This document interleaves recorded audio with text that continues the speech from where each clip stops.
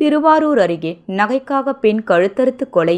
பாலியல் துன்புறுத்தல் செய்யப்பட்டு கொலை செய்யப்பட்டாரா என்ற கோணத்தில் காவல்துறையினர் விசாரணை மேற்கொண்டு உள்ளனர்.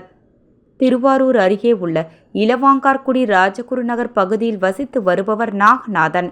இவரது மனைவி பிரபாவதி. நாகநாதனுக்கும் பிரபாவதிக்கும் கடந்த 7 ஆண்டுகளுக்கு முன்பு திருமணம் நடந்துள்ளது.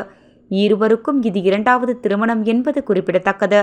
நாகநாதன் புர்னே நாட்டில் பணிபுரிந்து வரும் நிலையில் பிரபாவதி வீட்டில் தனியாக வசித்து வந்துள்ளார்.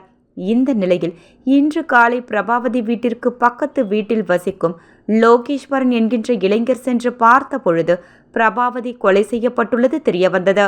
இதையடுத்து அவர் அளித்த தகவலின் அடிப்படையில் திருவாரூர் காவல் உதவி கண்காணிப்பாளர் மணிகண்டன் தலைமையில் காவல்துறையினர் அந்த வீட்டிற்கு வந்து விசாரணை மேற்கொண்டு உள்ளனர்.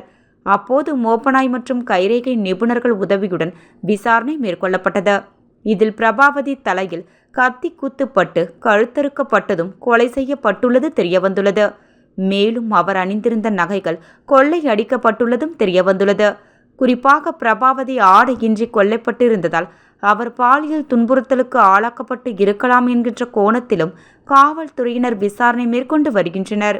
இதனையடுத்து மாவட்ட காவல் கண்காணிப்பாளர் ஜெயக்குமார் நிகழ்விடத்திற்கு வந்து விசாரணை மேற்கொண்டார். மேலும் அவர் டிஎஸ்பி மணிகண்டன் தலைமையில் 4 தனிப்படைகள் அமைத்து குற்றவாளிகளை தேடும் பணியில் ஈடுபட உள்ளதாகவும் தெரிவித்தார்.